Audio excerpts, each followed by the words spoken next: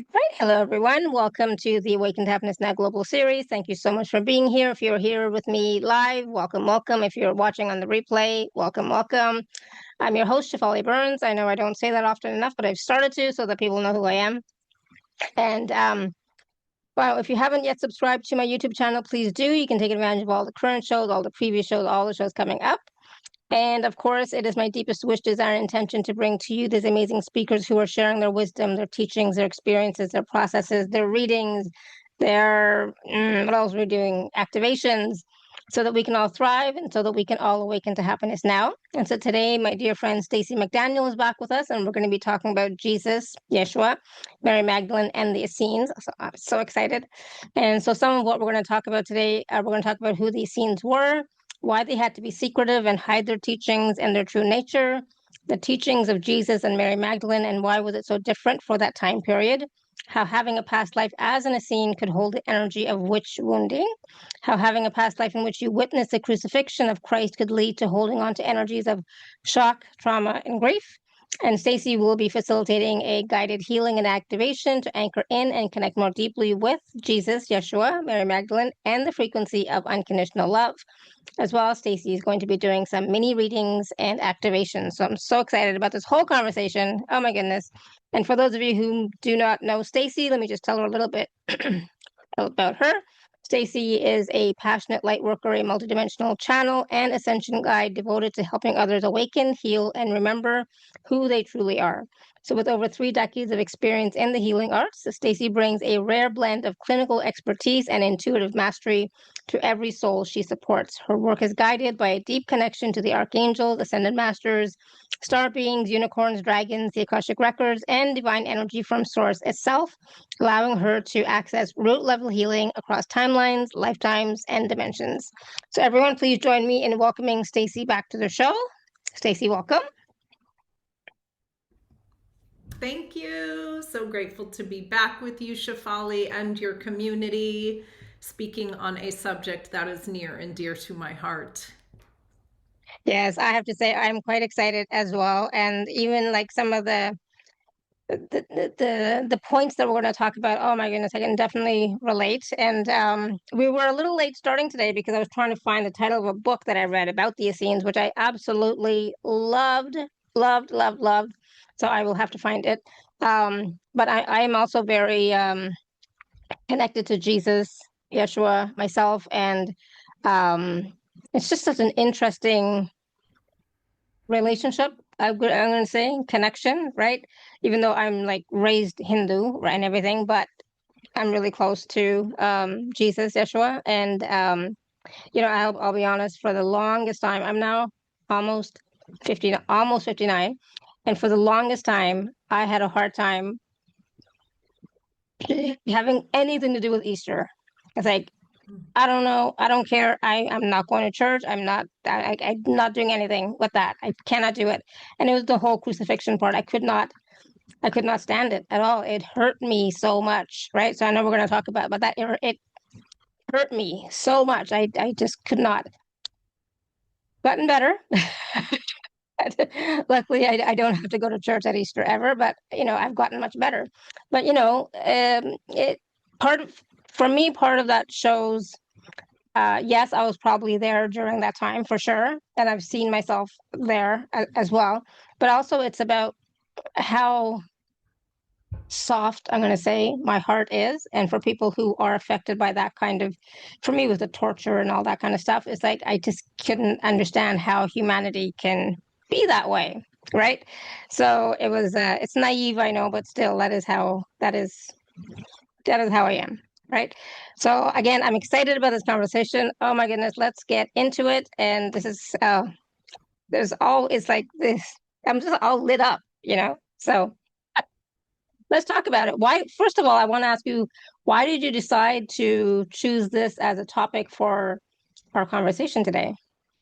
Okay, yes. Uh, there is so much to say, and I love this topic myself. I have always had a close relationship with Jesus. I call him Jesus, Joshua, Yeshua, because I've known him by 3 names in my life. Jesus is how I knew him growing up. In Rouhani, he's referred to as Jeshua. And then in the spiritual community, he's referred to as Yeshua. So I often say all three. I'll probably be switching back and forth between names, but we all know who I'm talking about during this conversation. And he's always told me it doesn't matter what we call him. So, so I've always had a relationship with him, always loved his energy. And when I heard about the Essenes, I wanted to know more. And my entry into that was this book that I read quite a few years ago, Anna, grandmother of Jesus. So this talks about Anna, Mother Mary's mother. And this is a channeled book. And she talks a lot about the Essenes, their beliefs, their lifestyle, how they lived in community, all of that. We're going to get to that. And I've read a couple of other books on the Essenes as well. I'll just say them right now just so people can have that. Dolores Cannon's Jesus and the Essenes is fantastic. That is that information is through past life regression. And then Stuart Wilson and Joanna Prentice, another book that is where the information comes through past life regressions. And that one is called The Essenes, Children of the Light. Another fantastic book. And what I found was, without even trying, around last fall, maybe late summer, early fall, in my client sessions, I do a mix of Akashic readings, soul readings, mixed in with my energy healing modalities. It's kind of most of the time just all comes together. And past lives has always been a specialty of mine in the Akashic records. And I started seeing past lives of people who had witnessed the crucifixion of Christ, and clearing those energies that were still in the field from witnessing that. And it was really interesting because even though I saw different lifetimes, they were different experiences that I was clearing. So I wasn't clearing the exact same thing for everybody, but there were a lot of different emotions, energies, a lot of grief, a lot of deep grief, a lot of shock that I was clearing from the energy fields. So that started me off, and I was like, okay, right? In client sessions, oftentimes there are themes. There are themes. I was like, okay, we have a theme here, right?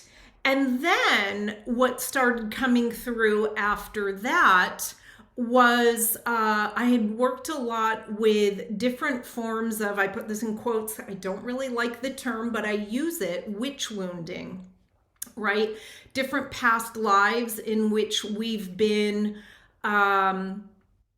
persecuted, oppressed, shunned, excommunicated, abused. I don't need to go into all of it, but due to beliefs, due to who we are, who we were, due to gifts that we had. And so then what started coming through was past lives as Essenes, in which we're going to talk about this more, but Essenes had to hide. They had to be secret about their beliefs. There was some persecution, there was some oppression towards them. And so that was another theme that started coming through that was related to the crucifixion. And so that's really why I wanted to talk about this today. As we worked on those past lives, that witch wounding, what happens is people are allowed to shine their light easier. They allow themselves to shine their light easier. They feel more inspired to speak up, use their voice, be who they are, shine their light. And so, working with these two things in client sessions has actually been very expansive. Very, very expansive. So, that's why I wanted to talk about this today. I do think if this topic really resonates with you, there may be something there for you. And, like Shefali mentioned in the beginning, some of this can be emotional, but we can also just speak with it from a place of love, from a place of honoring, and we don't have to go too deep into it to clear it, right? So I do want to just kind of set up this beautiful sacred space for us today to just talk about this with an open heart and with curiosity and with a lot of love, so that we can take the beautiful teachings that came out of that time period and really bring them forward. Awesome. I love it. And I remember the name of the book. I Googled it and I got it. The Way of the Essenes, Christ's Hidden Life Remembered. So I put it in the chat for anybody who wants it. I found it's on Amazon, so I'll probably get it again. But this time I'll keep it, right? Um, Amazing book. I absolutely loved it. And I would definitely recommend it if you can get it for yourself. It's different. For me, it was different. It was not about, I didn't know what to expect, but it's like, okay, let me just do it and read it and see what I get from it, and it was fantastic. So I'm glad we're talking about this because it can be triggering for a lot of people for sure, but again, this is a safe space, right? And just be gentle with yourself, right? So just be gentle with yourself. It's okay. So like the book that I just shared, it was about the secret life of Jesus at that time, right? So a lot of his teachings um were kept secret. I mean, please don't hate me, but not everything in the Bible is what he said. So okay, so there's some stuff, yes, but not everything that in the Bible is what he said.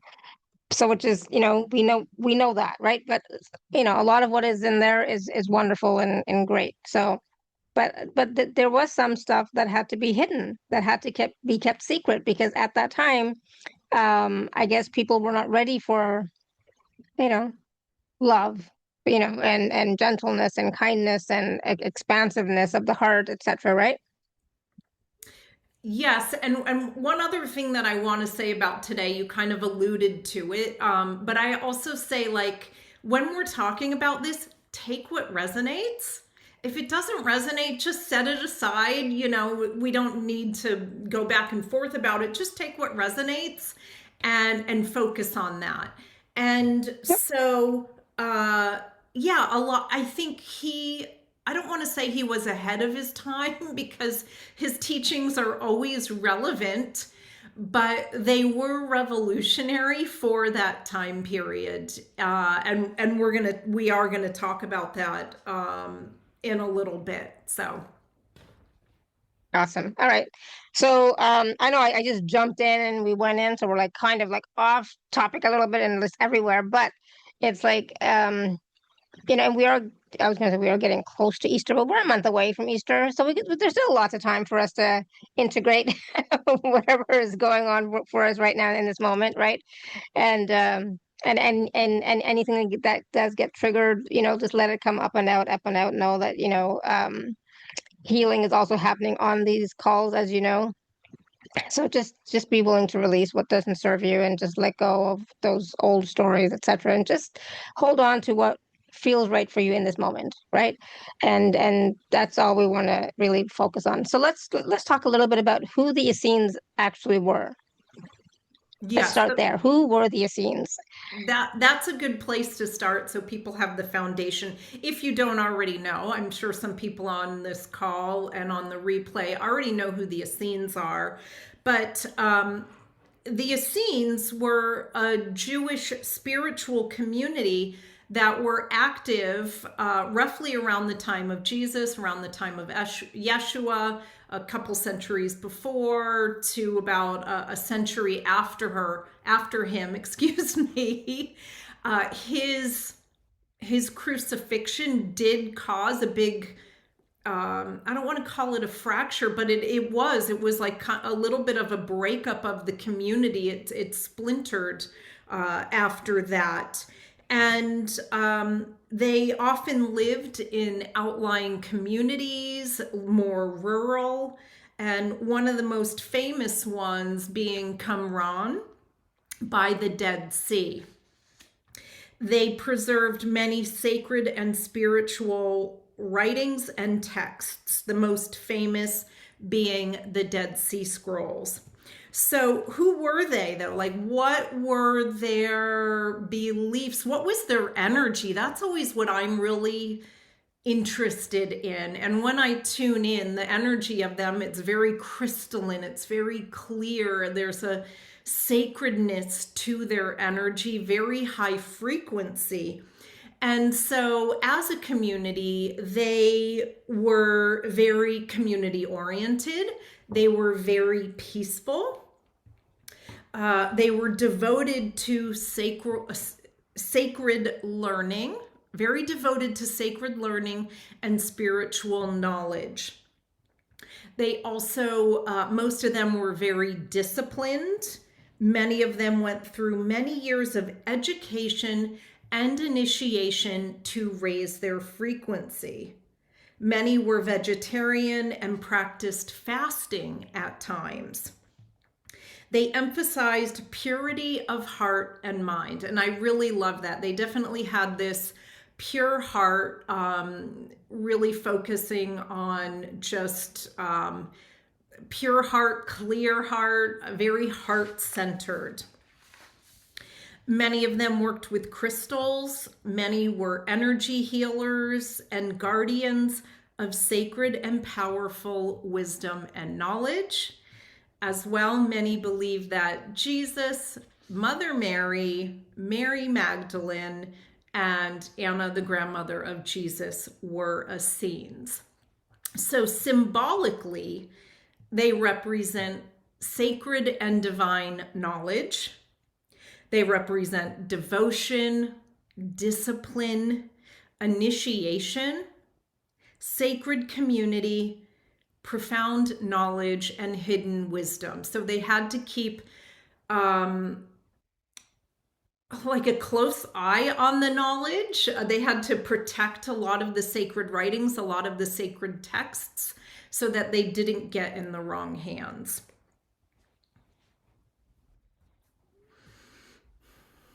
And that's the thing, like a lot of what the Essenes talked about and what they taught, and I'll be upfront, we're not talking about religion here at all. We're just talking about spiritual practices. I still consider them to be spiritual practices. They're not that much different from what we do in Hinduism as well, right? So there are some similarities, and I think that's why I enjoyed that book so much, because there were so many similarities. And it is about, for me also, it is about being true to who you are, being true to your expansion, your growth, your purpose and mission for why you are here at this time, right? And so a lot of that was what Jesus and the Essenes were talking about, focusing on your mission. And your mission is not just something here in the 3D world, but it's about your soul's awareness, expansion of consciousness, and your soul growth. And so I found that a lot of those practices were similar to, in what we do in India as well, right? So a lot of times things are hidden because not everybody can understand that, and they might use those practices or tools for the wrong purpose. And I think that's why they were hidden, because it's it's not for Joe Blow, like we'll talk about nowadays. It's not for Joe Blow who wants to buy a car. That's not what these practices are for, right? Or to control somebody, or have power over people. That's not what these practices and tools are for. And I think that's why they were also kept secret and hidden. Yeah. Yeah, and so we can ask the question, why did they need to be so secretive? And there's a couple of reasons, but they lived in a time of political oppression under Rome, and so they kind of had to toe the line there, not draw attention to themselves. As well, their version of spirituality was also very radical compared to what was normal at that time. So they became targets and somewhat outcast. They just had to be very careful with what they said, who they said it to. And they had to hide who they were, or else they would be persecuted and oppressed. And it's really interesting in these books where a lot of this information came through past life regressions.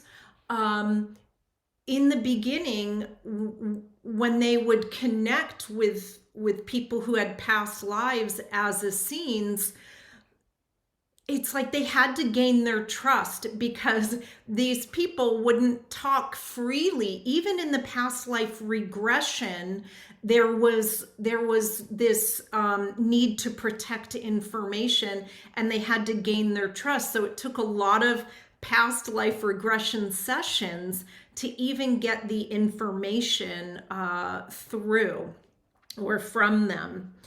And so they had radical beliefs for that time, which Yeshua expanded on when he was born, when he grew up, when he became a leader in the community. And so some of these were direct access to divine wisdom. So instead of God and the divine being outside of us, knowing the divine can be found within, and we can have a direct relationship. We don't need to go through priests. We don't need to go through anybody else to access this sacred connection and this sacred knowledge. There was also a very big emphasis on love, radical love. Love God, love your neighbor, love your enemy. And they really walked the talk. It wasn't just, oh yes, I love my neighbor. It was, no, I really love my neighbor. Every person belonged. Women, the sick, other people who were social outcasts. Everybody was loved, everybody was considered, everybody was thought of, cared for. And there was also this emphasis on the heart over outward appearance, outward purity. Your intention mattered more than what was on the surface. And so as Jesus and his teachings grew in popularity, he also drew unwanted attention for challenging the status quo. And according to these past life regressions, he knew that his time was limited. He knew he was going to be persecuted for these teachings, and he prepared himself for that, as did his community. According to these past life regressions, his Mother Mary, knew it was coming, and other people in the community knew it was coming, and they all prepared themselves energetically for what was coming. Jesus also gave Mary Magdalene the respect and the authority that she deserved, even though she was a woman. So really radical ideas for that time period, even though sure, maybe other people were saying that, but they truly lived these beliefs. Yeah, and I think what's important in that is, again, they were living these beliefs, they were embodying the teachings, they were embodying the energy, they were embodying love and sharing it with others, even though at that time not everybody could receive it because they were not ready for it. They did not do the practices and the rituals and the purification that was required to embody all that, right? So, yes, you could say he was ahead of his time because now we're more ready than we were then, for sure, right? But still, it was different at that time, and it was radical, and it was revolutionary, and it took a lot of courage to, even have that life and have those experiences and share that with all of us. So, there's a it's an interesting choice he made to say Yes, that. it did take a lot of courage, absolutely. And the thing I really love about him, and he comes through oftentimes in healings and activations, and he comes through, he is a master, absolutely, right? He's an ascended master, but he is a master at holding an energetic field that is very empowered, that is very strong, yet is open and loving, and is filled with compassion. And so there's just no one who really holds that template as well as he does, and he'll probably be bringing that through for us today to amplify that in our fields. That's a template that we all hold as well. It's about stabilizing it so that we can really hold those energies regardless of what's happening around us. Yes, that's a key point. Regardless of what's happening around us, can we stay centered in that? Usually not. But you know what? We can quickly come back to it anyways. Even if we do go off course a bit, we can come back. So, and you mentioned about Mary Magdalene, he was supporting her and honoring her and giving her um the respect, even and giving and allowing her to do teachings, etc., as well, even though she was a woman. But back in that day, that there were other women who were also quite spiritual. We'll say were quite advanced in the Essene community as well, right? It wasn't just Mary Magdalene. Right. Well, and then there's Mother Mary, and you know who else comes through? Who I really love her energy is Anna, the grandmother of Jesus, will come through in healings and activations as well. And she holds a different energy than Mother Mary. Hers is very there's a sacredness to her energy. It's very clear. It's very crystalline. And so there's and Mary Magdalene holds a different energy than Yeshua. So there's beautiful frequencies that they will bring through that they can share with us, that we can amplify in our own fields. It's already who we are. It's already within us. Sometimes we just need a little bit of a catalyst or Yeah. to help activate it more. Yeah, and it is about embodying those frequencies. So they are within us. We have access to them, but sometimes they do need to be activated or catalyzed or um, reawakened within us as well, Yeah. for sure. Right. So now there's some wonderful questions in the chat as well, but we are going to take some questions from folks as well in a little bit. Now, you were talking a little bit earlier about witch wounding. So I mean, so many of us have witch wounding, not just if we were had a past life as an Essene, but also, many other lifetimes or many other situations, right? But but yes, if we had had a past life as an Essene, could we be holding the energy of witch wounding? Why would that be, especially? It has to do with the secrecy. It has to do with the fear of persecution. And so, what that does when we hold those energies, there's a fear of authenticity. There's a fear of speaking up, speaking our truth. If you are someone who is especially a light worker who has to put herself out in the world, if you're holding those energies, there can be paralyzing fear in your field around putting yourself out there. And it's not just in, oh, I'm nervous to put myself out there. It can be very paralyzing. But the beautiful thing is when you clear it, it becomes there's an opening to it, and when, like I mentioned before, like when we clear these energies, we don't have to go into them and feel them really deeply. We can acknowledge them, we can say, yes, you're here, and we release them. And so it'll affect different people in different ways. But if there's a fear of speaking up, a fear of being seen, a fear of sharing your heart, a fear of sharing your truth, your beliefs, it could be due to this.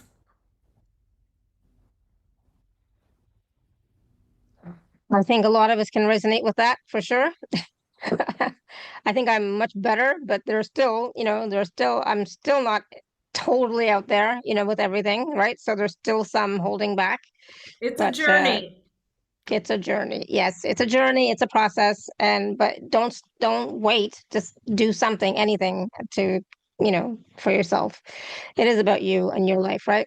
And so, and then we talked about this a little earlier, but having a past life in which you witnessed the crucifixion of Christ could lead to holding on to energies of shock, trauma, and grief. I definitely did.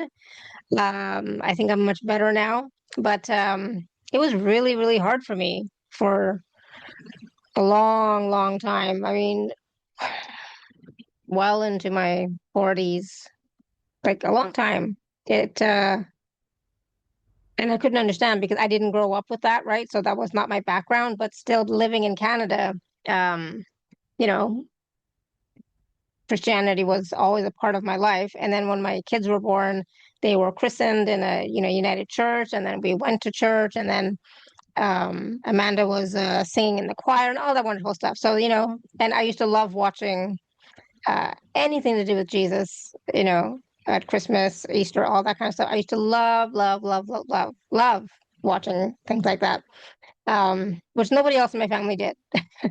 They're like, "You're weird." It's like, yep, right. But that piece, the crucifixion part and the torture part, I could not handle at all. Tears. I'd be sobbing, so it was really difficult for me. Yeah. Yeah. And I mean, it just goes to show that you have a past life connection there to it. And so if you do feel very emotional when we talk about these things, uh, it's it's something to honor. Absolutely, it's something to have compassion and gentleness around, and it's also something. It's a sign. It's insight in that there's something there to clear.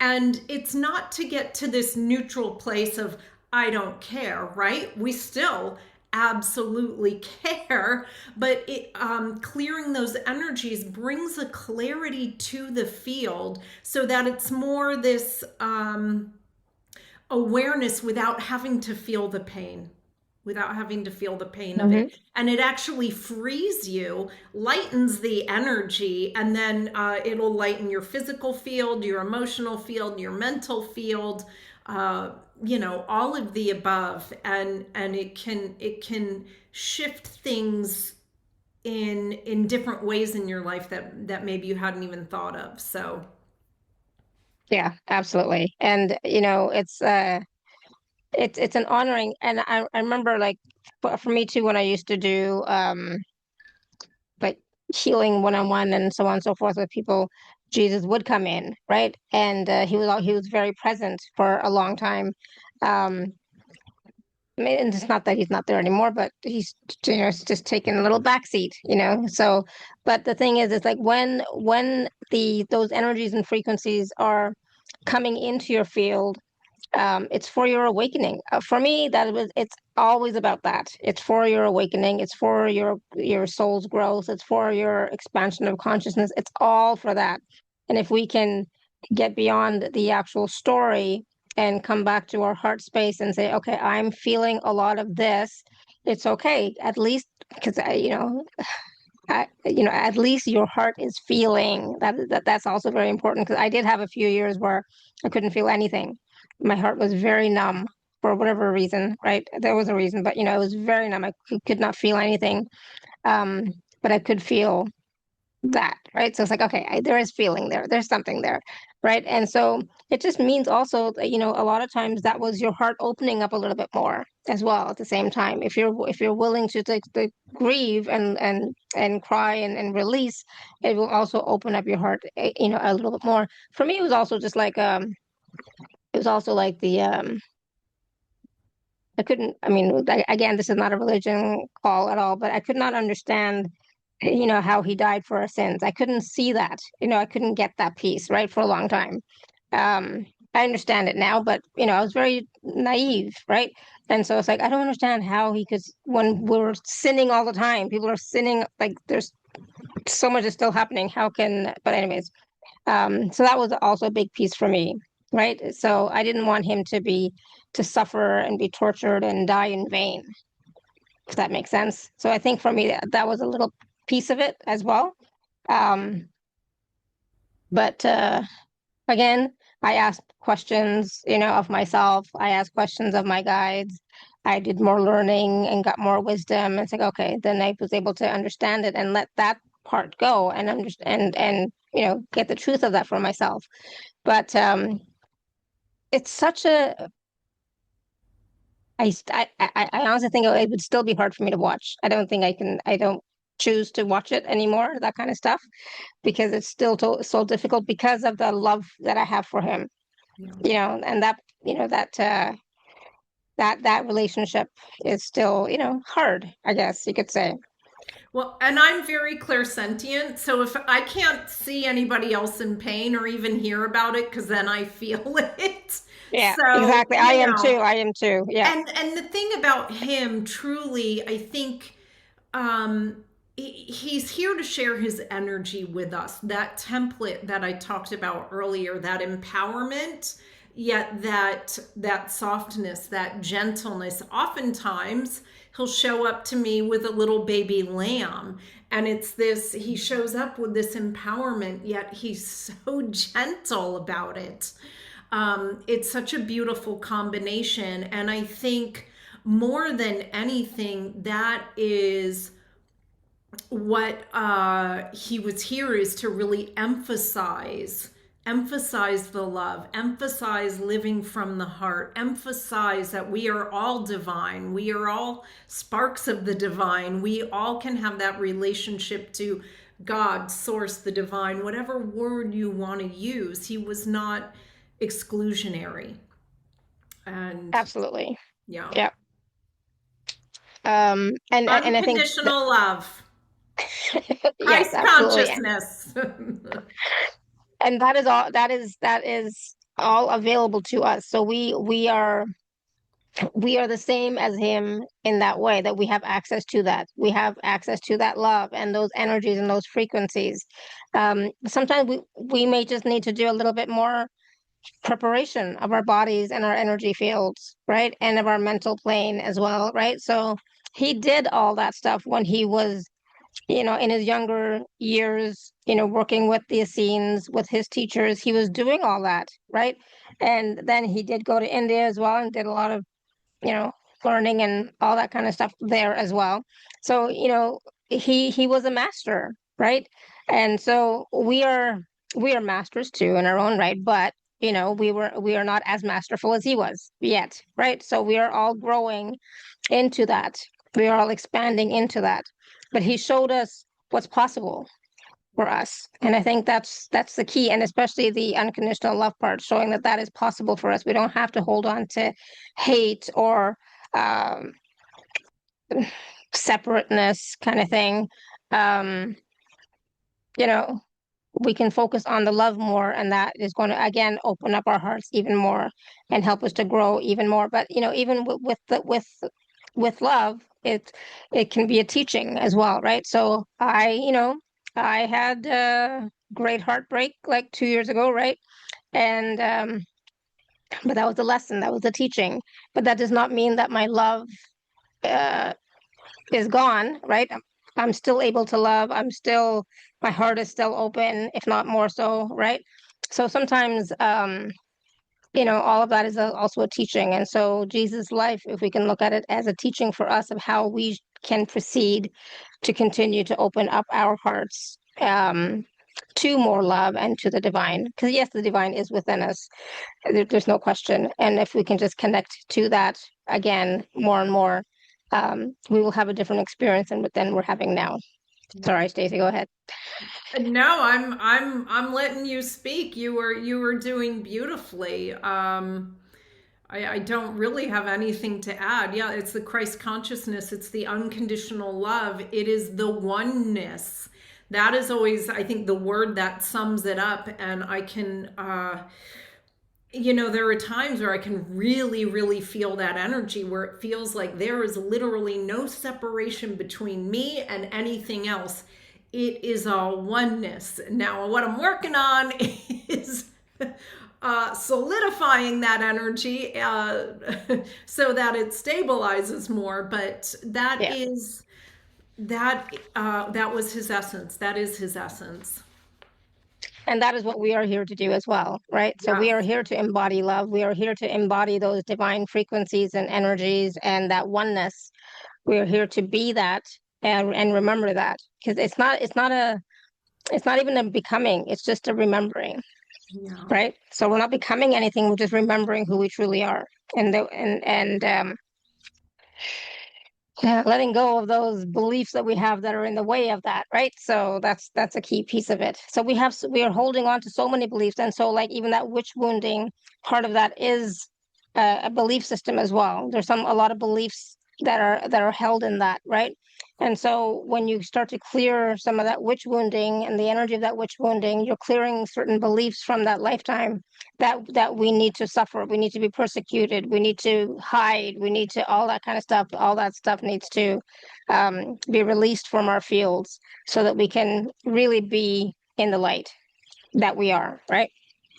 Yes, absolutely. It is about becoming, because who we are truly are these beautiful beings of light. And we just kind of, as we go through life, if we're not paying attention, we can collect these dusty bits, the limiting beliefs, the unwanted emotions. And then it's like, as we clear those things out, our light just shines more and more, and we feel it from within. And those around us can see it and feel it as well. So it is, I love what you said. It's about becoming, it's about remembering, it's about embodying our true essence, our divine soul blueprint, our own inner light, our own divine light. Absolutely. There was a question in the chat, I don't know if you saw it, about how different is the energy of Mother Mary and Mary Magdalene. Can you answer that a little bit? Absolutely. They're I don't want to say very different, because they both have a divine feminine energy. I feel, and this is my interpretation. So, if you have a different interpretation, honor yourself.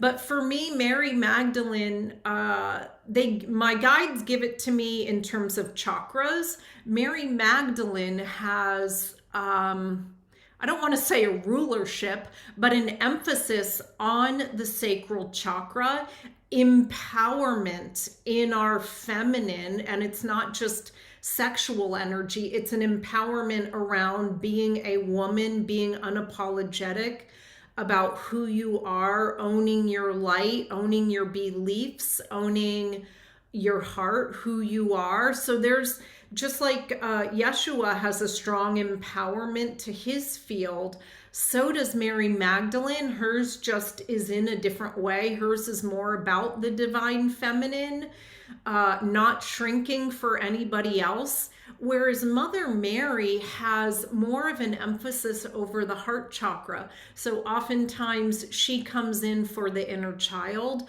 Oftentimes she comes in with energies of gentleness, compassion. She often comes in when we need comforting. And so you can see how those, even though they're both divine feminine energies, they come through for different reasons and have a different emphasis in the energies that they bring through. Yeah, absolutely. I love that explanation. And you know, uh, sometimes we need one more than the other, but they both can assist us. I mean, I know for myself when I do inner child work or healing of that sort, Divine Mother and Mother Mary always come in, and it because it's that safe space, right? And it's a healing of the heart.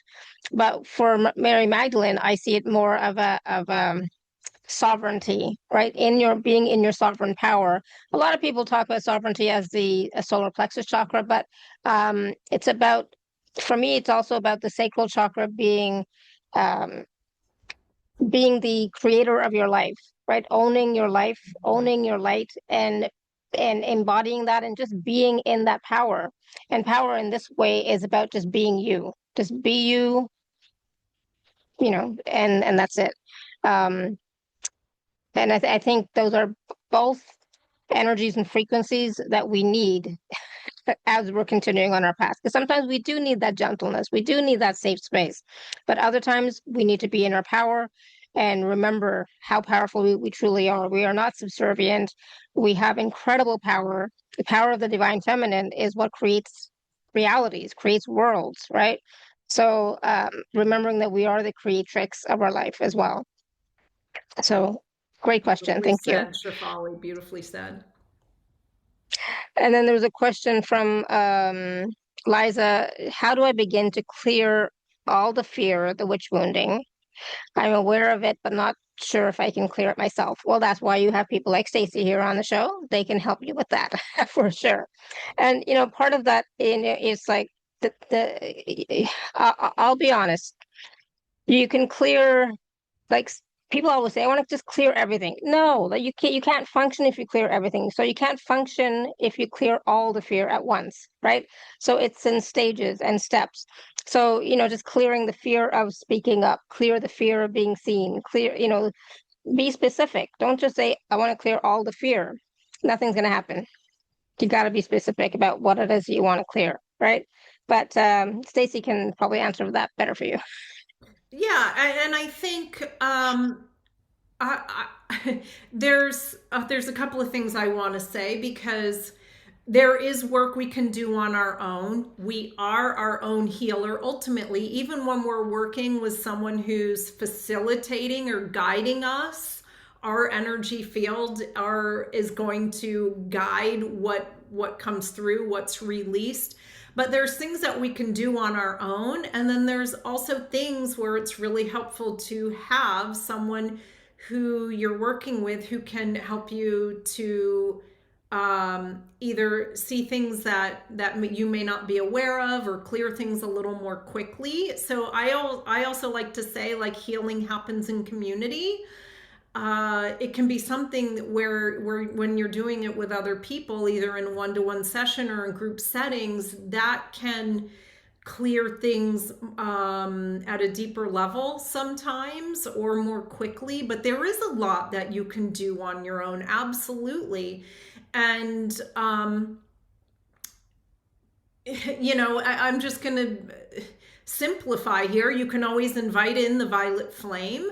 If you're feeling something you don't want to feel, you can always just imagine yourself being surrounded by the violet flame. They've also been giving me the pink flame. So it's like the violet flame tinged with like the divine feminine love, which I love. So it softens the energy.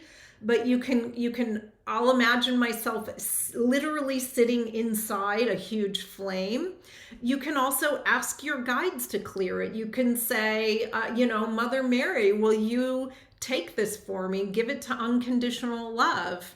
You can give it to Mary Magdalene. You can give it to Yeshua. They gladly will take it because they know how to transmute it. You can give it up to source, the divine. Those are just some really simple things. You can do breath work if something comes up, move your body, anything to clear the energy. And sometimes it's not only like what we think of as energy healing. Sometimes dancing, sometimes yoga can help to clear the energy as well. Absolutely. I love that. And thank you for sharing so many wonderful ways that we can start using these techniques to heal ourselves. And healing here, we're talking about energetic healing because neither Stacey or I are medical practitioners in any way. I mean, Stacey might be still, but it, I think you did something. I I don't am know. a doctor of acupuncture. I'm not currently practicing though. And even though I am a doctor of acupuncture, I'm not a MD. So, yes. Exactly. So please use your judgment. This is for informational purposes and also our own experiences that we're sharing, right? So if you do have anything serious for yourself, please go see a practitioner, okay? But here we're talking about energy healing, and we are our own healers, like Stacey was saying.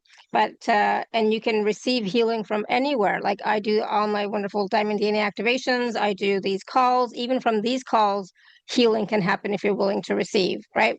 And Stacey was talking a little bit about movement and dance. Well, last week on Friday, we had a wonderful call with Karen and we did movement. It was not dance, it was movement, but it was great. But even in that, transformation and change and healing was possible. So there are many, many ways.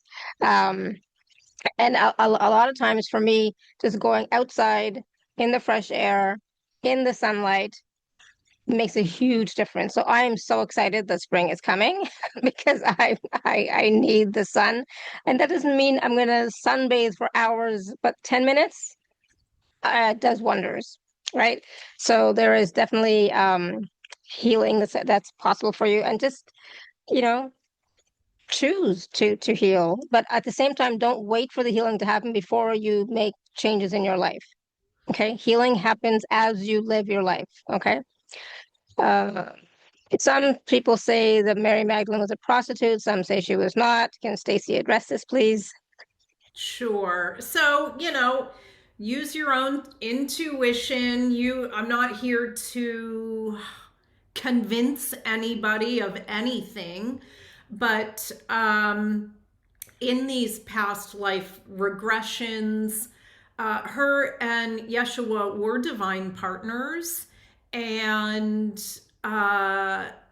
the prostitute label is often thought of as put on her by those who were, what's the word, threatened by her power, threatened by her wisdom, threatened by her, I don't even want to use the word authority because that's not how she put herself forward, but I can't think of a better word. And so what's an easy way to keep a woman down? Yeah. Put But some but the thing labels on is, her. even if she was, it doesn't matter. Yeah. That's not the key. That's not why she was here. She was here to be the consort counterpart to Yeshua, and they were both divine counterparts, right? And so she was here to do her soul mission, her soul work, whatever that happens to be. Whether she was a prostitute or not doesn't matter. Good point. So, like, how does that matter at all? Right? So it doesn't really it makes no difference. And if she was, and then she changed, great. And if she was not, and she was educated and doing all this work, great. The point was not whether she was or not, but what she was doing for her soul mission. What work was she doing of for the divine, of the divine, um, in unconditional love? Okay. So I think, and even if the church was, condemning her, or the other Jewish authorities were condemning her for whatever, who cares? It doesn't matter. What matters is, what was her final message, right? So what was her message? So Beautifully for me, said, that's the important Shefali. part. Just take that piece. What was her message? What was she sharing with us? Yeah, and her What did she energy, the come here to energy do? she embodied. Yeah, exactly. That's the important part. But great question. So thank you. I just think it's important for us to not get bogged down into that piece, because it's not important. It's not relevant. And you can tune into yourself and ask her to come in and talk to her and speak with her and get your own answers and have your own relationship with her, right? Yeah, So we all do that have as well. that power. Exactly. So Anita and Barbara had raised their hands earlier. I don't know if you have a question specifically about what we're talking about, or are you raising your hand because you're waiting for the mini reading that Stacey is going to do later? I just don't want to, miss your question if you had a question about what we were talking about. So if you do have a question about what we're talking about, go ahead and unmute. And if not, then we'll wait for when we actually do the mini readings, okay? Hi, Barbara. Oh, we can't hear you, Barbara. Nope, cannot hear you. So you're gonna have to try again later. And so I see other people are now raising their hands, so I'm assuming it's for the mini readings, right? And not for a question. All right, I'm gonna go with that. So yeah, go ahead, Liza. You had a question about what we're talking about? Yeah, I'm just curious about the Essenes, and I really don't know anything other than what I'm learning today. And I was raised in a Christian religion, so I dropped out of that religion, when I was a young adult, because I got the sense that we're not getting the whole picture here. And also, I just felt it didn't match my feeling about what God is or what Jesus meant to teach us. Um, but I think that I feel like I got a very abbreviated version of the life of Jesus or Yeshua. And I'm wondering if learning about the Essenes gives you a broader image or story about who he was. So okay, so what's your question specifically? There's lots of books about Well, him now that have yeah, information and that. I haven't, I haven't read all the books or even a few books, Yeah, but Stacey's. so is he, was he, if he was he part of the Essene community? And if Yes. he was, then there must be more knowledge about his life, who he was, um, in his life. Yes, Because and I think I got sort of a glamorized version or an abbreviated version from Sunday school, you know? yes. And I totally I resonate with that, because when I read these books, and there's more I want to read, I am by no means saying this is the be all end all of the information. It was nice to get a deeper feeling for who he was. And a lot of the Essenes were very disciplined, very devoted to studying, to sacred knowledge, to preparing their body energetically. And that was true of him as well. And Shefali touched on that. Like he spent time growing up. He also so she was saying he went to India. He also spent time in Egypt, I believe Great Britain as well, but other places where he was really working on his energetic field and becoming a master of his physical body, his emotional body, his mental body, his spiritual body. And so his focus, really, his life was devoted on what we today would call the ascension journey, raising his frequency, becoming a master over his own energy, as well as sharing that with others. He knew, as well as those around him really knew, that his destiny was to be a leader, to share these teachings. And so there is more about him in these books that you can read. You can get a better sense of not only him, but just the environment that he grew up around, because that was always really interesting to me. And again, it was one of sacred community. There was a lot of integrity, was a big piece of the Essenes.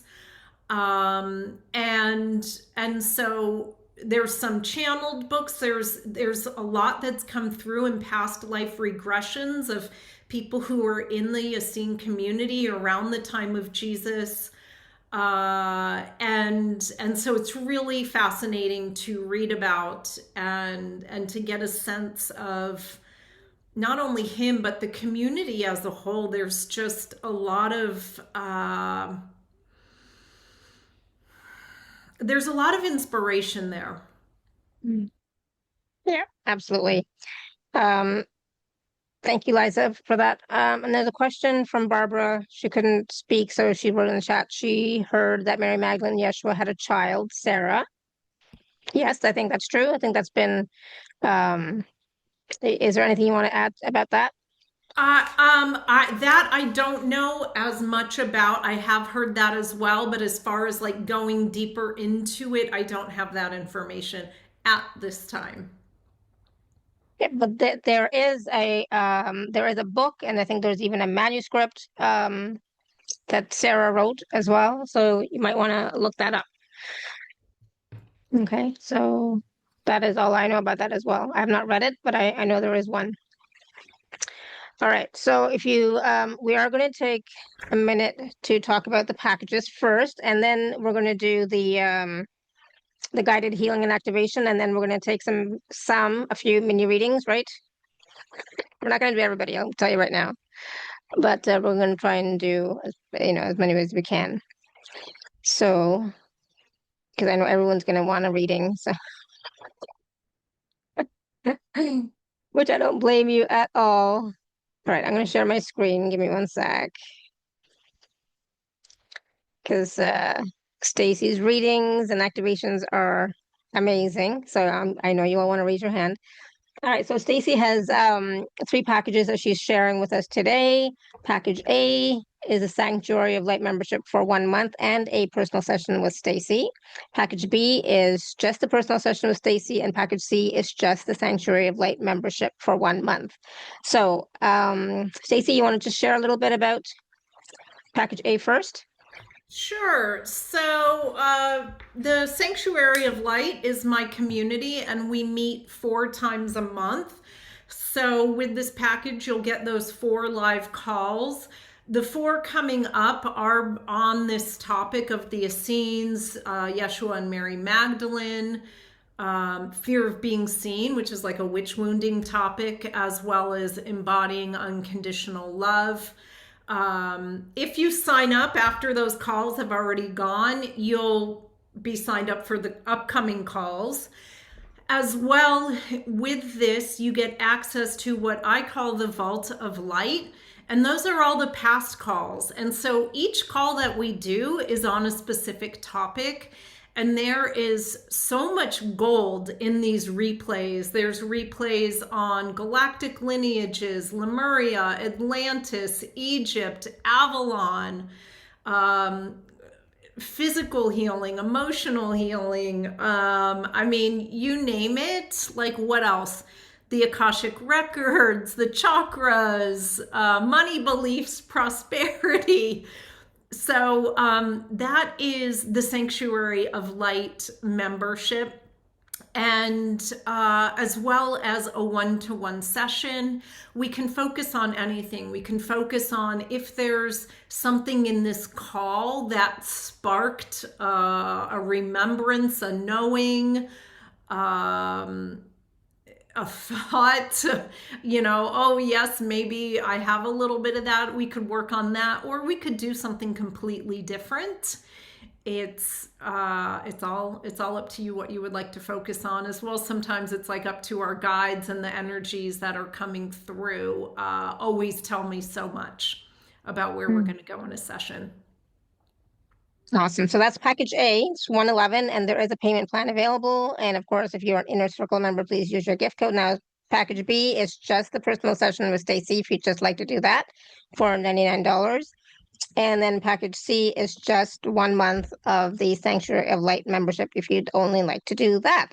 So take a look at the special offer page for more information. There's some wonderful testimonials and feedback that people have shared about working with Stacey. You can check those out as well.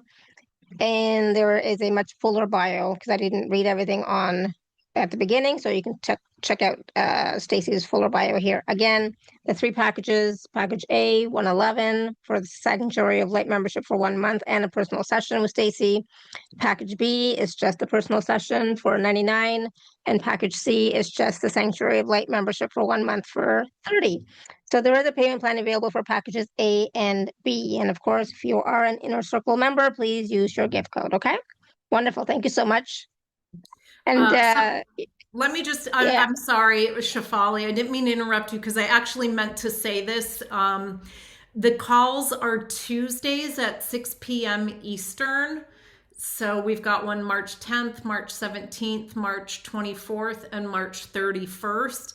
If you can't make it live, the replays are sent out as well. They're put in the portal for access as long as you're a member for however time. Yes. Perfect. Thank you. Awesome.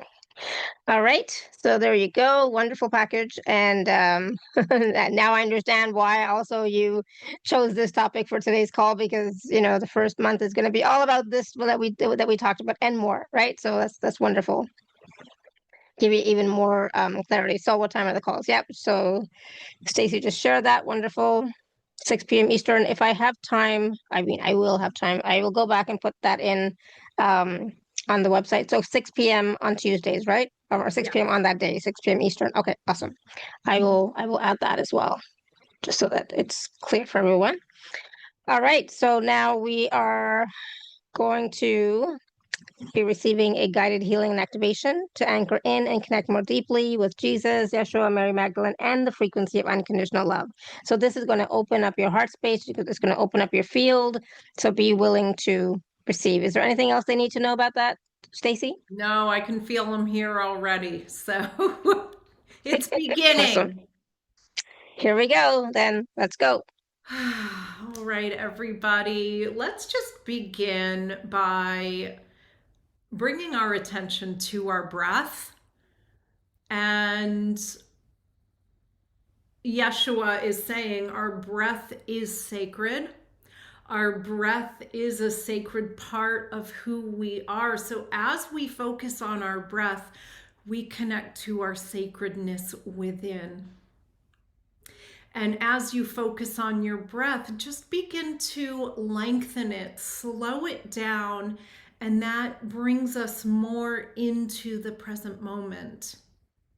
This moment of community, this moment of gathering with one another, as well as gathering with our guides. Yes, Jesus is here. Yes, Mary Magdalene, our other guides, our other higher beings of light are here supporting us as well.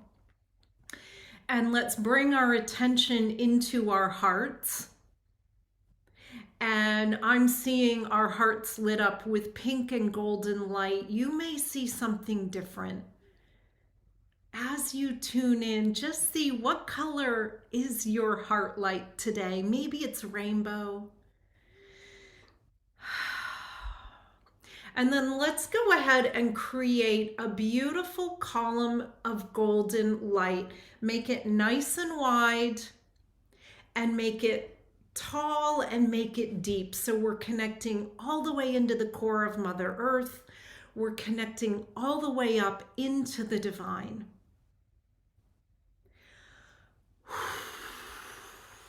And from here, we are inviting in Yeshua. We're inviting in Mary Magdalene.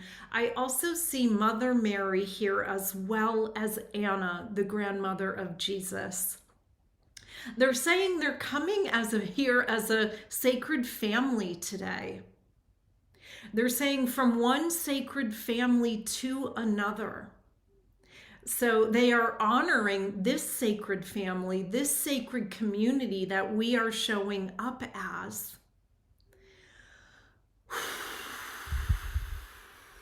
And so we have Jesus, Yeshua stepping forward to begin here. And where he's beginning with is his compassion. And he's bringing through compassion. He's saying not only for us, but he is bringing through compassion for the world right now. He is saying the world needs compassion. The world benefits from as much compassion as we can extend to our fellow human, to our brothers and sisters, to the land herself. He's saying to her creatures as well. He's saying, as we embody this compassion and share it with others, it creates a ripple effect. And so he's bringing through, he's amplifying this compassion from within, and as well, he is bringing through empowerment. He's saying it's a very complementary energy, and I've never thought about it in this way, but he's saying when we bring through the empowerment, it stabilizes that energy of gentleness and compassion, and I love that.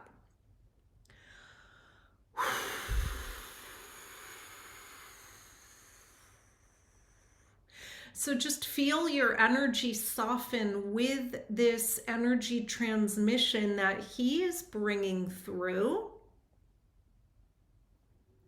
Shuktiya shuai kishiki.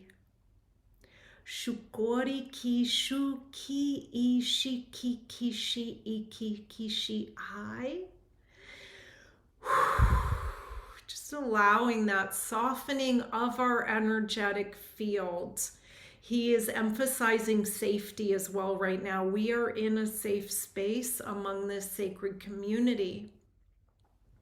So he's helping our energy fields to relax. And so he is stepping back and Mary Magdalene is stepping forward. She's bringing forth her energy to build upon what Yeshua brought through. And what she is bringing through is sovereignty. She is bringing through, it is empowerment as well, but it is this empowerment that is associated with our own sovereignty, knowing who we are, knowing our heart, and standing up for ourselves and for others in this world. She's saying being a voice for ourselves and a voice for others. I love that she's bringing that through. So she's bringing through this activation, not only for our sacral chakra, she's saying also for our throat chakra.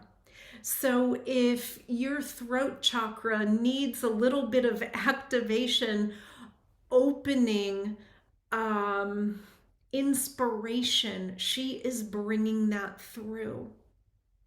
And she's saying, share your heart freely. Speak from your heart. Speak your truth. Your voice is needed.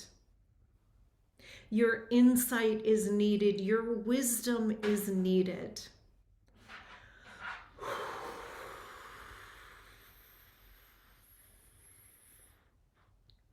And so she's bringing through this sovereignty, yet there's also a gentleness to her energy as well. There's a quiet empowerment that she brings through. It's not an aggressive sovereignty, it's a gentle sovereignty. It's a knowing who you are and being that in the world. And so I love that. And so she's stepping back, and then Mother Mary is stepping forward. And she's bringing through this beautiful, again, it's a soft energy, and she's bringing through, she's showing me the energy of a rose. I often see her with red roses, but today she's bringing through a pink rose. And once again, she's helping us to relax. She's helping us to soften into this beautiful energy. She's saying the beautiful energy of the divine. And she's strengthening our connection to the divine. And she's saying, we are divine. We are a spark of the divine. And so she's strengthening that oneness. We talked about this a little bit earlier in the call, that oneness with all around us, that oneness with the divine. And there's such an expansion of the energy when this is amplified.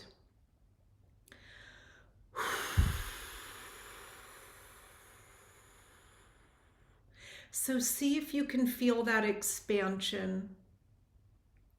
See if you can feel that connection, that oneness with the divine, that oneness with the beauty that is all around us.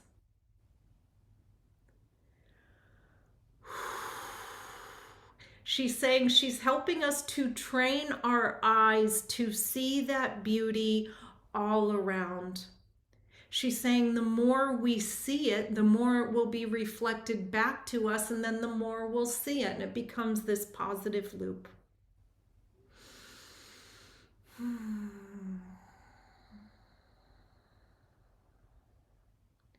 Shuiyai.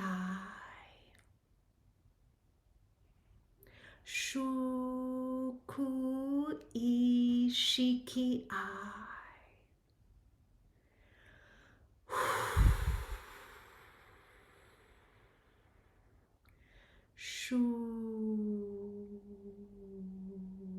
Just allowing that softening.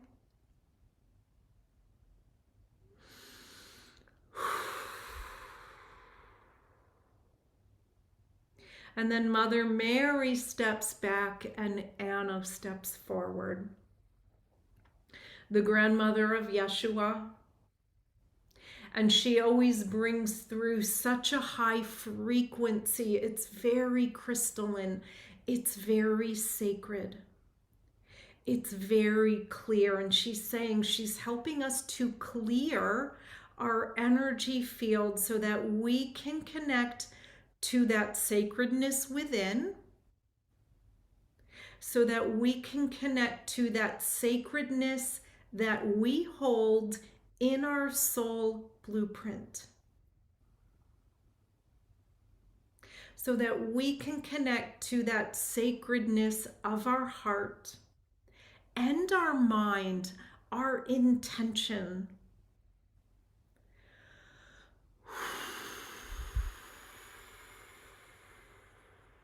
She brings through this grounded crystal clarity.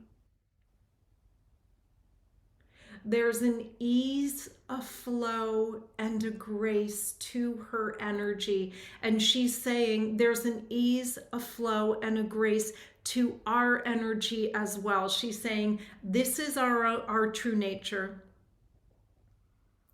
This is who we are. This is who you are, she's saying.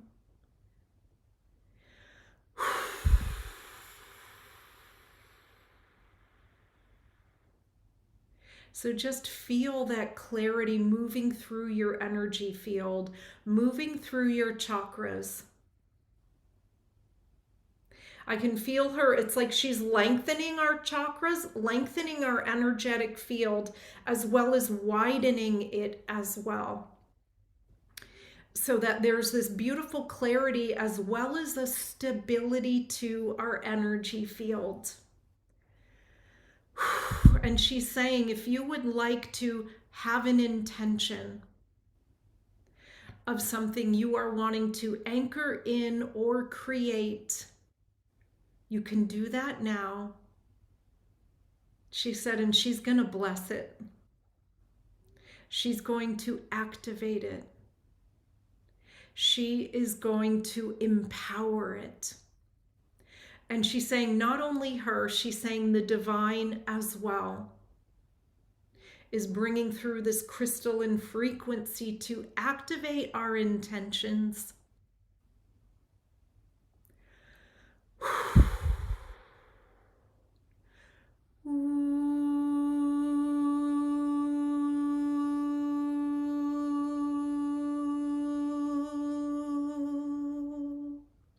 And she's saying you can lift that intention up to the divine, up to source, or you can bring it into your heart.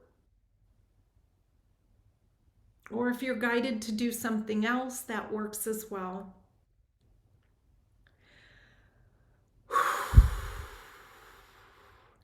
And from here, all four of them step back. They're still with us. They're still surrounding us. They're still sharing their frequency and their light. But let's just anchor down into Gaia, grounding that beautiful energy that we created into the here and now, grounding it into the present moment, and bringing our attention back up to our hearts. If it feels right, you can take some cleansing breaths.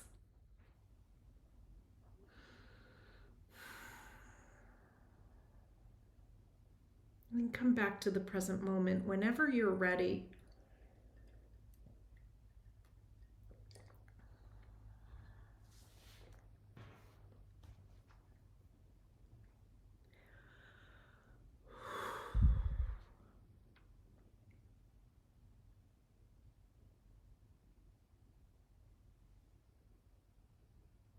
Well, that was wonderful. Thank you.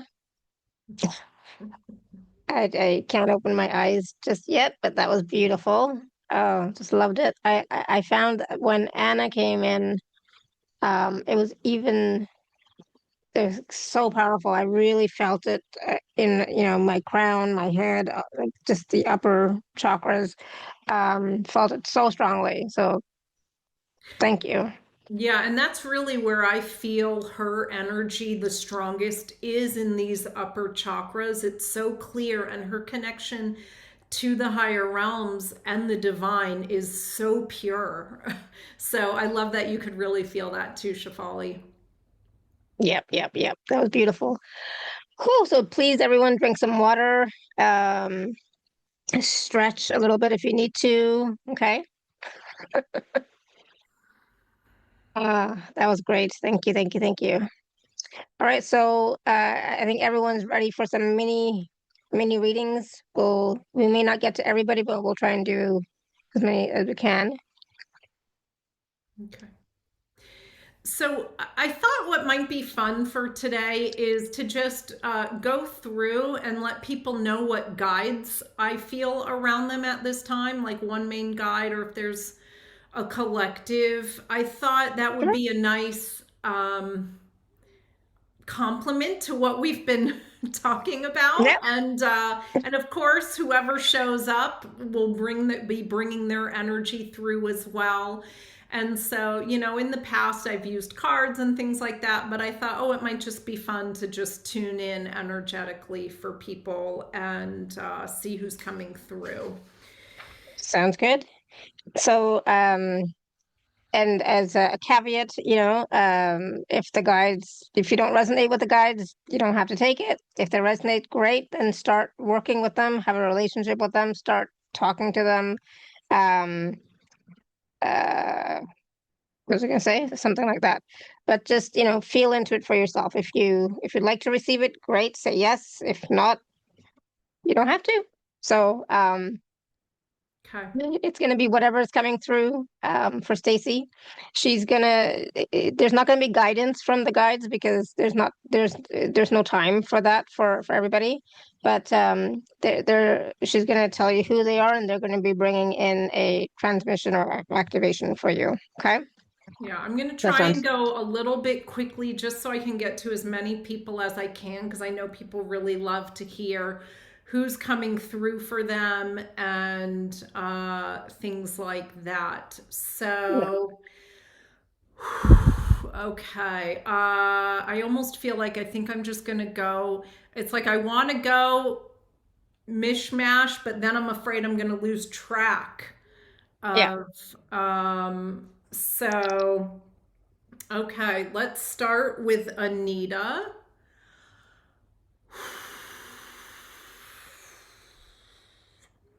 And with Anita, I'm feeling the whales. I'm feeling the whale collective coming through for you. And they bring through a lot of wisdom. They bring through ancient wisdom as well as a stability to the energy, a flow, a lot of joy. And there's the energies that they're bringing through are not only earth energy, but there's star energy as well, galactic energy. With the whales, this whale collective, they're saying they're actually bridging the two. So bridging the energy, the earth energies, the earth wisdom with the wisdom from the stars. So there's this beautiful bridging, not only of like ancient as well as progressive future wisdom as well. So hopefully Awesome. that resonates for you. That was a lot of information, so thank you. That was great. Yeah, Anita, if Thank you you, want to just let us Stacey. know. Awesome. you're, Good. you're Thank you. welcome, Anita. Thank you. Okay, Barbara. I'm actually seeing some angelic energy coming through for you, and it's actually an angelic pair. It's Archangel Zadkiel as well as Archaea Purity, and they come in on the violet ray and they bring through a lot of transmutation, a lot of raising of the frequency. They're really beautiful for bringing through clarity to our energy field. And Archaea Purity, the female archangel, she has a lot of crystalline energy to her. Similar to Anna, but different. But just as we were talking about that real clarity to the energy field, she brings through that crystalline, beautiful violet energy as well. So that's who I'm seeing coming through for you, Barbara. So hopefully that's helpful for you. Awesome. Thank you, Barbara. If you want to type that in the chat, your feedback in the chat would be great. How that resonates with you. Right. Next Okay. is Tanya, I think. So, Tanya, I am feeling around you. I'm actually feeling White Buffalo Calf Woman, who brings through a beautiful. It's a quiet empowerment. It's a grounded energy. It's a confidence as well, and so she's helping to bring this through for you, helping to bring through these energies for you as well and to stabilize those beautiful energies in your field. I love her energy so much. So that is who is coming forward for you. Could you just repeat the name? White Buffalo White Buffalo Calf Woman. Calf. Okay. Yes, she is Thank like you. a Native American indigenous energy. And Oh, interesting. oh, she has beautiful, beautiful energy. Thank you. Okay. Awesome. Helma, I am seeing Lady Nada stepping forward, and she brings through a beautiful clarity to the energy field. There's an authenticity, there's a grace to her energy, there's a clarity there. I'm trying to think of another word that to say for her. She's very autonomous, very sure of who she is. Yet there's this graceful elegance to her energy. So she's bringing through that clarity, as well as there's a stability to her energy. But it's not quite as like White Buffalo Calf Woman has more of a grounded clarity, whereas Lady Nada's clarity is a little bit more in these upper chakras as well. So hopefully that is resonant for you. Sarah. Hello. Hello, my dear.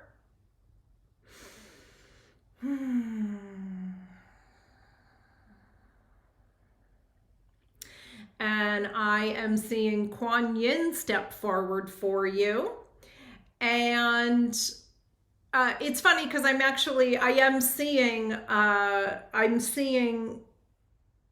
seeing who we were all speaking about. I'm seeing the Essenes, as well as I'm seeing Kuan Yin bringing through her grace. So she's bringing through this very light energy. She's bringing through this ease, this flow. She's a goddess. So oftentimes Kuan Yin like floats. She floats in the energy field, and she is bringing through that ease and that grace for you as well, helping you to really connect to that beautiful energy in your field. That's so wonderful because I've been working more with her because of Rahani. So thank you so much. Beautiful. There we go. No accidents there, right? I hadn't even thought of that. So beautiful. All right, Sandy. With you, Sandy, I'm feeling a lot of Andromedan energy. I'm seeing the Andromedan Council of Light coming through, and they're bringing through a lot of wisdom. They're bringing through a lot of peace. They're bringing through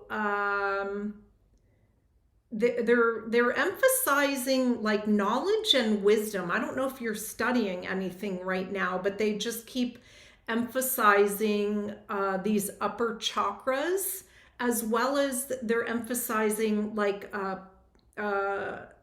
peace in the physical being, peace physically and emotionally. So hopefully that's helpful for you. Thank you. That's lovely. Thank you. Yep. Patricia.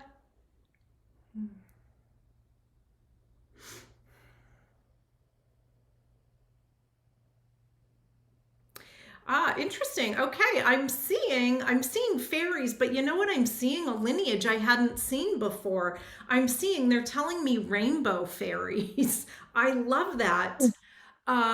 Because with the rainbow frequency, what you're getting is the fairies already are very lighthearted, very playful, and they're saying with this rainbow frequency, it's bringing through this balance, because when you bring all the colors through, you're getting that activation of all those energies. You're getting that balance between all the energies. And so they really wanted to emphasize that they were of the rainbow lineage, which I've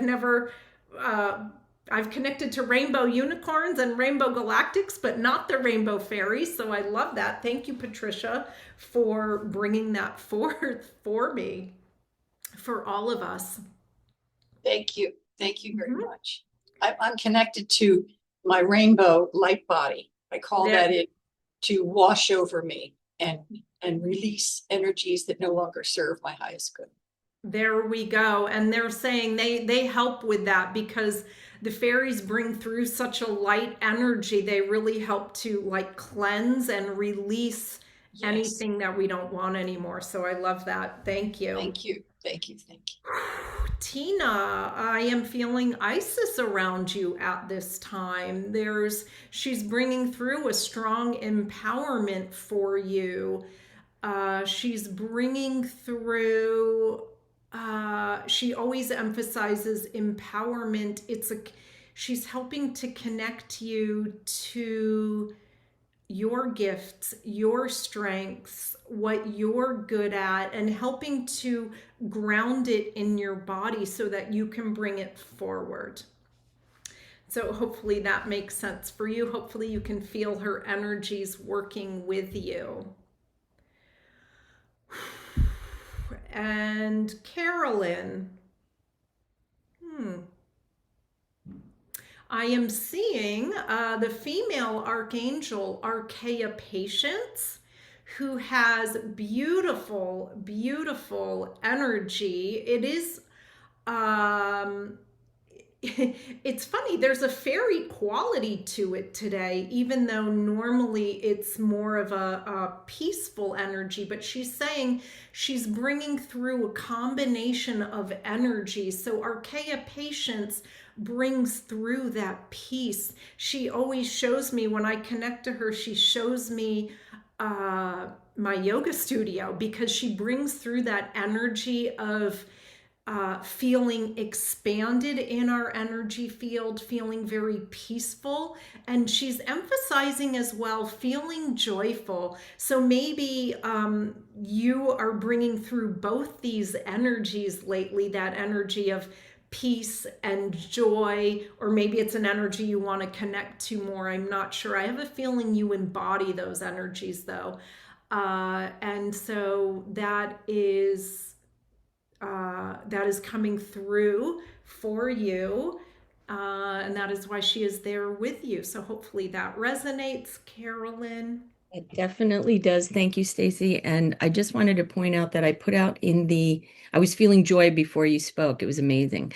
I put into the chat the book Anna, Grandmother of Jesus by Claire Hartsong, which gives an amazing history of the Essenes and all of the Glastonbury, all of the history of all of the players, let's say, in this beautiful search we're doing today. I just want to highly recommend it, and you can get it as an ebook. Thank you, everyone. It really answers a lot of questions and fills your hearts with joy and peace. Thank you.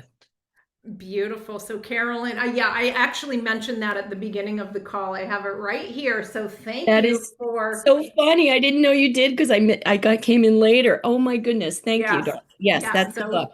Thank you for bringing that through. Thank you. All right, Mariola. Hello, my dear. I am feeling the Lyrans with you, and I love that. They're bringing through this.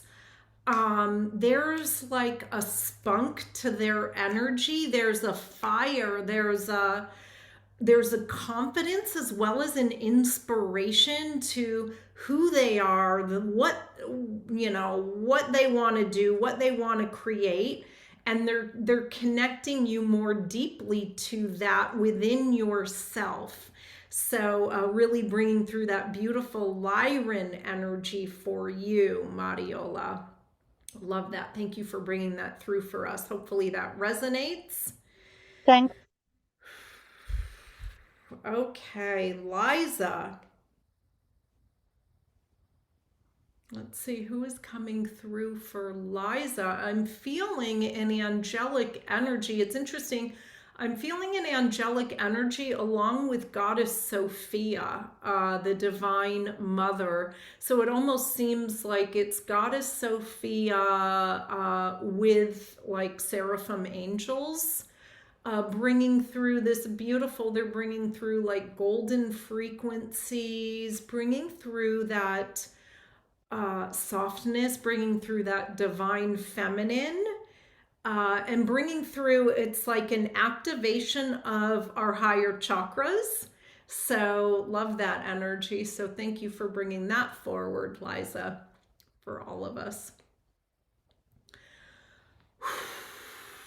And Cindy.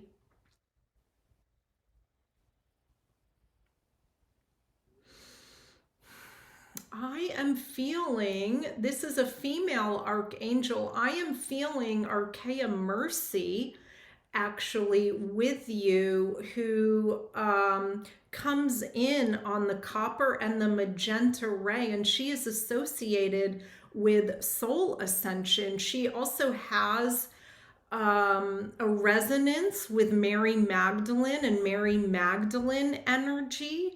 So she's bringing that through as well. So she's bringing through these kind of metallic energies that are radiant, that are expansive.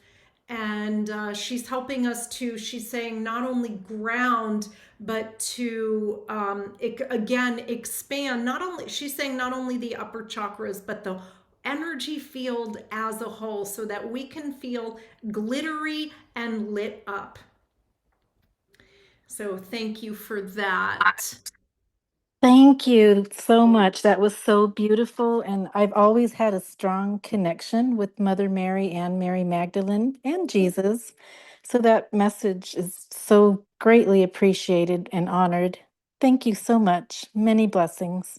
You're welcome, Cindy. Thank you. Okay, Lorraine. Feeling unicorn energy. Crystalline unicorns, actually. Beautiful. So the crystalline unicorns are very high frequency. They're very inspiring. They're very motivating.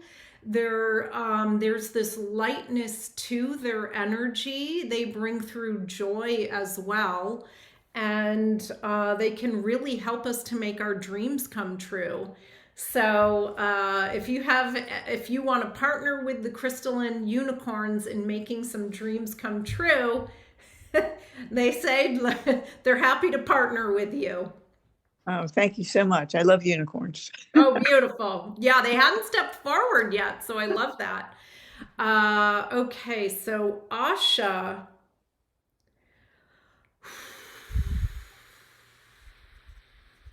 I'm feeling a galactic star lineage energy. It's interesting. I'm getting two lineages, Pleiadian as well as Venusian stepping forward.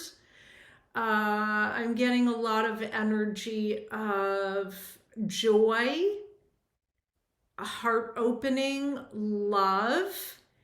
And there's a real lightness coming through. There's a real lightness to this energy that they are bringing through for you and for all of us.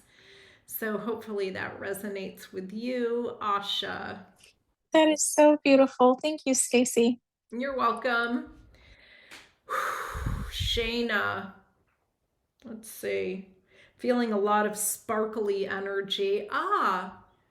Archaea Grace, the female archangel, Archaea Grace, and her divine counterpart, Archangel Uriel. And they're bringing through this beautiful, it's like a yin yang of energy, whereas Archangel Uriel is, he's grounded and calm. And Archaea Grace is bringing through this like sparkly flow, this ease in her energy. So they're coming through as a pair. Beautiful energies. Okay, Shayna, hopefully that resonates for you. And then Pamela.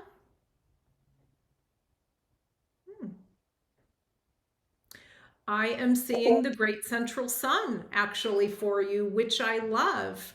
The great central sun brings through, yes, solar rays, but also brings through golden frequencies, crystalline frequencies, brings through a lot of sacred wisdom, divine knowledge,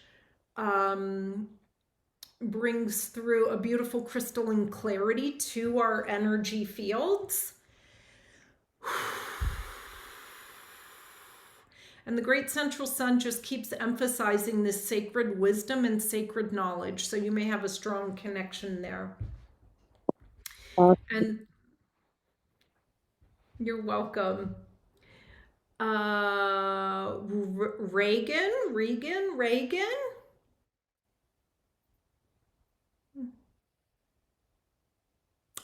I am seeing, I'm seeing White Eagle, who oftentimes comes through with White Buffalo Woman, but today he's coming through with the Rainbow Grandmothers is kind of the divine feminine energy that he's coming through with. So White Eagle brings through this beautiful, grounded, sacred, spiritual wisdom. And the Rainbow Grandmothers are bringing through ancient wisdom as well as this divine feminine crystalline frequency and crystalline clarity. So there's a beautiful complementary energy that they are bringing through for you and for all of us. So hopefully that resonates. Sarah.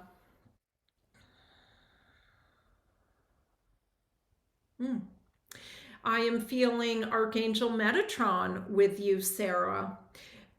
He is bringing through sacred geometry. He's bringing through, he's saying the sacred geometry is to activate our energy fields. It's to activate our crystalline light body. And so he's bringing through the energies of empowerment as well as the energies of activation. I love that. Hopefully that resonates for you, Sarah. KD. I am seeing Jesus, Joshua, Yeshua here with you. And he's bringing through, he's saying he's bringing through that template that we were talking about in the beginning, that template of empowerment, yet there's a gentleness to it. It's such beautiful energy that he brings through. It's so balanced, and he's helping us to connect to that. Once again, yes, we connected with it in the healing and activation, but he's bringing it through again. And he's reminding us, he's reminding us of our own inner empowerment and how powerful each of us is. So I love that. Okay, Sprite Spring. I am feeling fairy energy. I'm also seeing Merlin. So there's a lot of magical energy surrounding you. There's this energy of possibility, like anything can happen. You can create what you want. And there's this magical, mythical energy that they are reminding all of us that we have this power to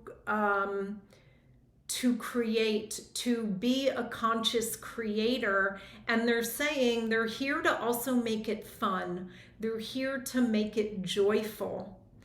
And so they're connecting us to the magic of life, the beauty of life.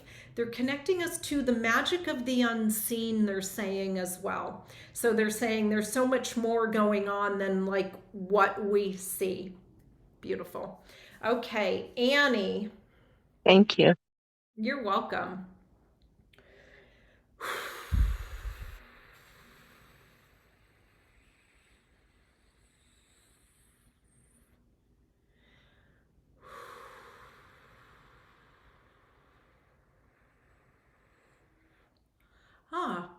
Lord Melchizedek is coming through for you. So I don't know if you are a light worker.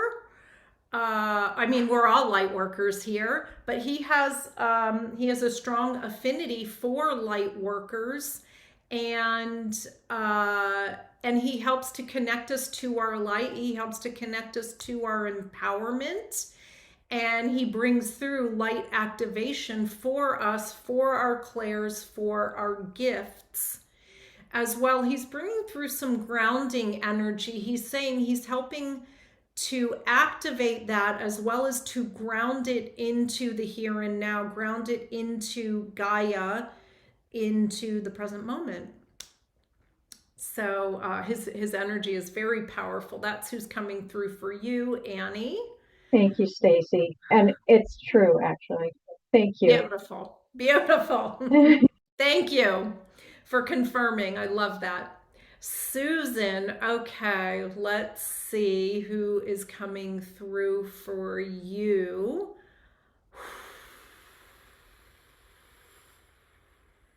I'm feeling Avalon energies. I'm feeling like rose lineage energies, priestesses of the rose, sisterhood of the rose, goddesses of the rose energy. They're bringing through this sacredness, this strong divine feminine energy. They're bringing through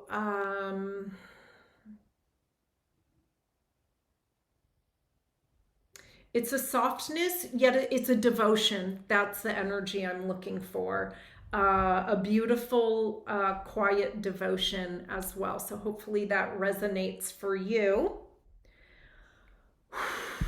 And Shefali, last but not least.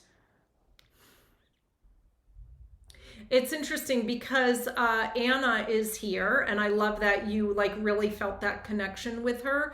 And who is also coming through with her are the Syrians, so there's this strong emphasis on the crown chakras and on the higher chakras, which I know are very active in you. And so I'm getting actually a lot of crown activation. Wow.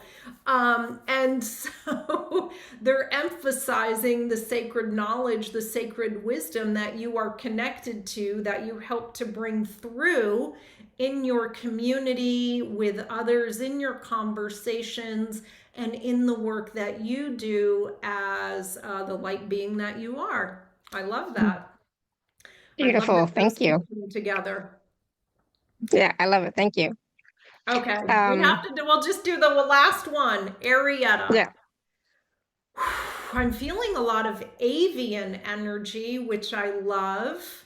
I'm feeling dove frequencies, as well as some Star Nation frequencies of golden and white avian as well. So they're bringing through this this freedom, this lightness, this gracefulness, and carefreeness. I love that energy. Okay, one more. Awesome. We have to do Emily because she's in my channeling class. Okay. All right, Emily. I'm seeing archangels around you. Oh, this is beautiful. I'm seeing Archangel Raphael and his divine complement. Archaea Virtue, who's an overlighting guide in the channeling course. I love that. Ooh, I'm getting goosebumps with that. So they are emphasizing your empowerment. They're emphasizing your gifts. They're emphasizing the crystalline clarity of your energy field and what you're able to do with that. And they're saying this is true for everybody. What everybody is able to do with their own crystalline light body and their own crystalline energetic field, the power that we can bring forth, what we can create. So with that. Beautiful. Thank you, everybody, Thank you for your patience. It's so hard for me to cut people off. Same. I totally understand. I totally get it. I was just going to say too, really quickly, when we were doing the guided process and Mary Magdalene was coming in, I remember at that time thinking, oh, she's coming in as a friend, but then she said, no, I'm coming in as your soul sister. And like I just got goosebumps as I said that as well. I was like, oh, just got goosebumps all over. So she came in with that energy of soul sister, right? So it's like, yeah, that was so beautiful. I love that. I love that. She Oh. actually came through in a session recently where she came through, and it's a very similar message, Shefali. She said, I'm here to help take care of one of my own, right? And so it's like we are amongst her. We are her. We are of that same resonance. We are of that same divine family. Absolutely. Yeah. And so it's such a powerful call today, so much sharing. So thank you so much for sharing so much, Stacey, because that was a lot. So thank you, thank you, thank you. And the process was beautiful. All the wisdom that we shared was so wonderful and beautiful. I mean, like, it's like I could talk about this forever. It's like this was so perfect. But I know we're all exhausted now. I know there's only so much people can do when it comes to, doing readings and things like that and talking. But no, this was absolutely brilliant. I think this topic was great. And I think your 1 month calls that you're going to be doing are going to be amazing as well. So everyone, please go back and check out the special offer page. Check out package A specifically that has the 1 month in the membership, she's going to be talking in March. All the stuff that we just talked about, which is brilliant, as well as a personal session with Stacey, right? So check that out. And then package B is a personal session with Stacey, and package C is the 1 month Sanctuary of Light membership, right? Just for 1 month. So check those out again. Please do take this opportunity to work with her one-on-one as well, because there's so much possible. I mean, she gave so much information and guidance. Of course, that the activation and process was so powerful, and then all these mini readings were off the chart. Right, so this is brilliant. Can we ask queries in one-on-one, and what is duration? Absolutely. So go ahead, Stacey. Absolutely. They're an hour long, and it can be a back and forth conversation where you're asking questions, you're saying, I'm feeling this, I'm feeling that, or I can lead it a little more and tell you what's coming through. Different people have different ways they want to do it. And so absolutely it can definitely be a partnership. Especially I worked with a lot of people whose clairs are already really turned on, and it can become a co-creation. Or, if you prefer to be more in receiving mode, we can tailor it that way. Absolutely. So whatever you want, Barbara, and it's 60 minutes, right? So 1 hour. Okay. Yes. I might put that on the special offer page as well. I don't know if it says that anywhere. There's 60 minutes, but I'll put that in as well. Wonderful. Any last words of wisdom, Stacey? What else can we possibly say? I know. I'm just grateful to you for holding this space, and so lovingly and with such an open heart, and to everybody here for sharing in that space, holding that field as well. So I'm just grateful. Thank you. And thank you, everybody, for all your comments and questions and feedback in the chat, especially about the topic that we were talking about. So thank you for sharing your questions, your books as well. So I'm going to definitely go back and order that one again, the one that I had to give away, and then some more of the other ones, because I love this whole topic and theme. So I love it. So thank you. I will have the recordings out in a little while, so please do stay tuned for that. And we'll be back same time, same place tomorrow. So please do join us, right? So thank you so much. And thank you, Stacey, and your guys as well, and your team. So thank you. Until next time, everyone, may you continue to be blessed with an abundance of joy, peace, love, happiness, prosperity, and radiant health. Sending you all so much love and blessings. Bye for now. Bye, everyone. Thank you, everyone. Bye for now. See you tomorrow.